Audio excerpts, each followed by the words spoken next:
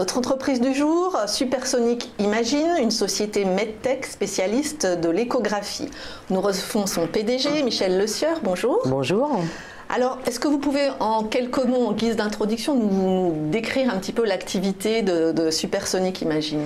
Oui, alors Supersonic Imagine, c'est donc une société qui développe une plateforme échographique pour faire des échographies classiques. Alors, on a une technologie tout à fait spéciale, très innovante, qui nous permet d'acquérir beaucoup plus d'images par seconde et qui, de ce fait, nous a permis de développer des modes très innovants, on va dire des nouveaux biomarqueurs. Et notamment, on va parler du biomarqueur de la dureté.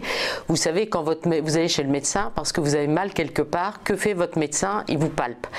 Pourquoi? Parce qu'en fait, la palpation permet de voir si des tissus sont plus durs que la normale.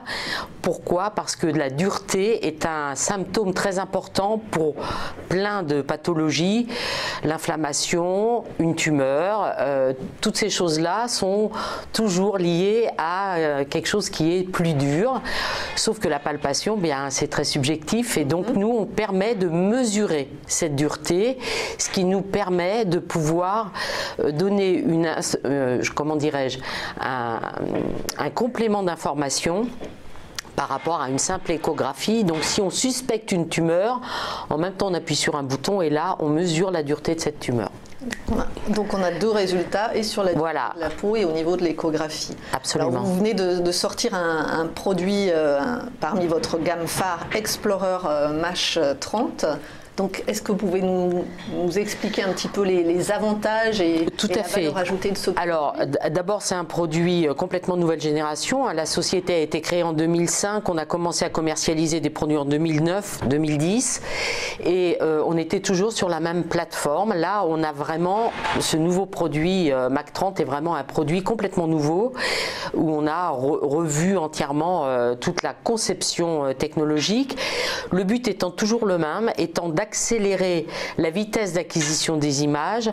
Pourquoi? Parce qu'on souhaite continuer de développer de nouveaux biomarqueurs qui vont nous permettre en fait de pouvoir notamment, je parlais de la dureté, mais vous savez que des maladies dont on parle beaucoup, notamment la NASH au niveau du foie, et là en fait c'est un foie gras, et donc c'est plus la dureté qu'il faut pouvoir mesurer, mais c'est notamment le côté gras, le côté visqueux et toutes ces choses-là, et donc on est en train de travailler sur ces nouveaux biomarqueurs qui permettront là aussi de diagnostiquer plus facilement ce type de pathologie. Il y a un peu d'intelligence artificielle. Alors beaucoup d'intelligence artificielle aussi, c'est-à-dire qu'effectivement l'enjeu de demain, on le sait, ce sera pour tout ce qui est notamment radiologie et toute la clinique, ce sera l'intelligence artificielle, ce sera également le deep learning qui va permettre en fait de comparer les résultats que j'obtiens aujourd'hui, je les compare avec toute une bibliothèque, on va dire, de résultats anciens, et ça me permet d'optimiser mon diagnostic. Une sorte de jurisprudence. Oui, voilà, un petit peu, mais et du coup ça va devenir très très utile et ça va permettre de guider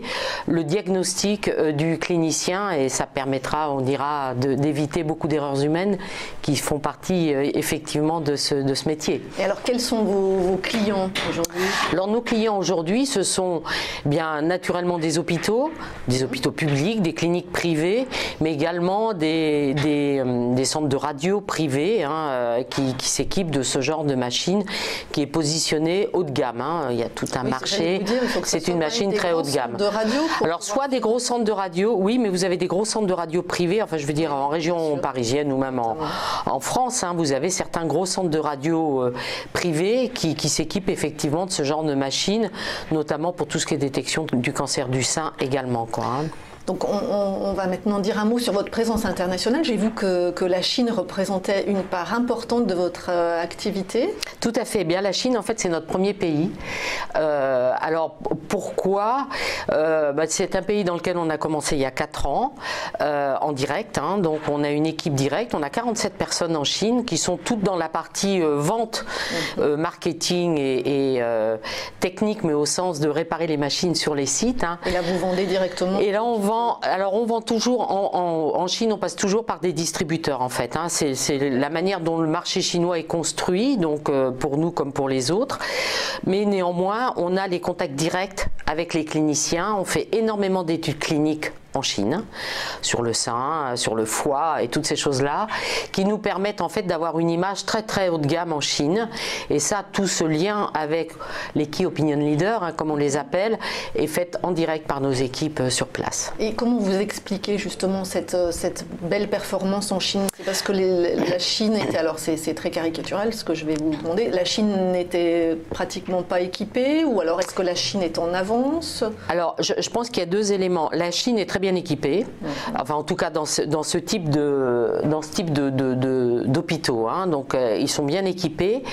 Je pense qu'en fait notre avantage en Chine, c'est qu'en fait en Chine, le marché haut de gamme est très, très apprécié et très développé, contrairement à l'Europe, par exemple. Hein. Donc, une machine qui se place dans ce haut de gamme, elle a très vite une notoriété importante. On reconnaît la valeur ajoutée et d'autre part, on n'est pas du tout en concurrence avec les marques chinoises parce qu'on est dans le très haut de gamme.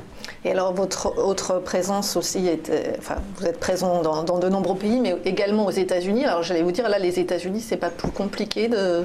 Alors les États-Unis, c'est plus compliqué parce que la concurrence est plus importante, même si elle est aussi importante en Chine, mais c'est un marché qui fonctionne complètement différemment.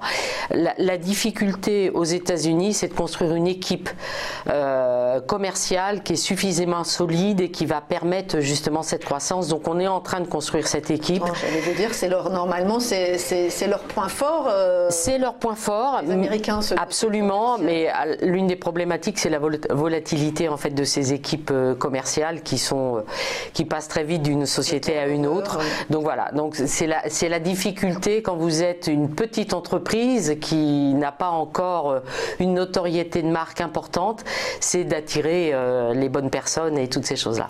Donc, les relais de croissance aujourd'hui pour l'entreprise, c'est justement ce développement commercial? Oui, alors les relais de croissance, on va parler que de croissance organique parce que de la croissance inorganique, je dirais, c'est autre chose, mais je pense que ce qui est vraiment révélateur, c'est la croissance organique. En termes de croissance organique, très clairement, on va continuer notre croissance en Chine. Hein. On a des relais de croissance très importants parce qu'on va, avec ce nouveau produit, on va pouvoir s'adresser à des marchés, notamment le cardiaque, auquel on ne pouvait pas s'adresser, qui est un marché important en Chine. Et puis, notre gros relais de croissance attendu, c'est vraiment les États-Unis, quoi, hein, dans lequel on est en train d'investir et où on a commencé à montrer de la croissance au premier trimestre. J'allais vous dire, voilà, nous allons du coup faire un point sur les chiffres. Donc le chiffre d'affaires trimestriel est en hausse de 11% et 20% à effet de change comparable. Les effets de change, c'est l'euro-dollar qui a pesé? Absolument, c'est l'euro-dollar. On a entre le premier trimestre 2017 et le premier trimestre 2018 un écart énorme. Hein. On a plus de 10%. Nous, on fait nos ventes et en Chine et aux US en dollars, et donc l'impact est important. Alors Dieu merci, on parle du chiffre d'affaires là, au premier trimestre. Dieu merci, la société a décidé il y a quelques années d'équilibrer, je dirais, ses coûts entre le dollar et l'euro. Toutes nos équipes de développement, tout notre headquarter est en France et donc en euros. Par contre, toute la partie fabrication de notre produit se trouve en Malaisie et donc en dollars, ce qui nous permet, en termes de résultats, de compenser cet effet change. Et cette hausse de 11% de l'activité, elle est tirée par la Chine ? Elle est beaucoup tirée par la Chine. La Chine, hein, en taux constant, la Chine a fait 86% à ce premier trimestre. Les États-Unis ont fait 20% à taux constant. Donc on est quand même, les deux ont tiré beaucoup, quoi. Hein. Et alors pour l'exercice en cours, là pour le moment vous êtes évidemment déficitaire, c'est une medtech comme on l'a dit, mais quels sont vos objectifs de rentabilité? Est-ce que pour 2018 justement vous visez une rentabilité opérationnelle? Non, pour 2018 on ne vise pas une rentabilité opérationnelle. Ce que nous avons annoncé au marché au moment de l'IPO et que nous confirmons encore aujourd'hui, c'était en 2014. Donc c'est en fait d'être à l'équilibre pour l'EBITDA en 2019, donc l'année prochaine. Donc l'année prochaine. Et ça c'était dans le... C'était dans l'IPO. Donc on est en ligne avec ça. En conservant parce que la R&D représente un montant très important, c'est plus de 40%. Oui, c'est ça. Si on regarde les résultats 2017, c'était plus de 40%.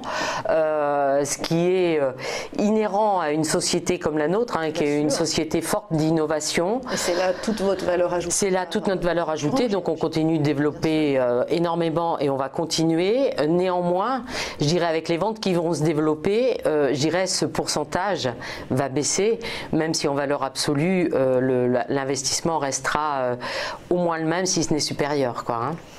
Donc un mot enfin sur votre parcours boursier. Donc le titre gagne 7% depuis un mois et perd 7% depuis le début de l'année. Quel est le message que vous souhaiteriez faire passer aux actionnaires? Eh bien, écoutez, moi le message en fait que j'aimerais faire passer aux actionnaires, il est assez simple.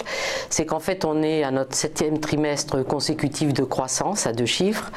On est également, je dirais, en ligne avec nos objectifs. On avait dit au moment de l'IPO qu'on serait au break-even, enfin à l'équilibre de l'EBITDA en 2019, on maintient cette guidance. On avait dit qu'on sortirait une plateforme complètement nouvelle en milieu de cette année, on le confirme, hein, on l'a sorti officiellement la semaine dernière, ce produit. Oui, donc aujourd'hui, qui rassure. Voilà, donc aujourd'hui, on fait ce qu'on a dit qu'on ferait et je pense que c'est quand même pour moi un message fort vis-à-vis des actionnaires. Et alors j'allais vous dire une capitalisation à 40 millions d'euros, vous trouvez que c'est une juste valorisation? Alors je ne me permettrai pas de commenter, je pense qu'effectivement on doit pouvoir augmenter sérieusement cette valorisation. C'est tout ce qu'on vous souhaite. Merci Michel Le Sieur, PDG de Supersonic Imagine.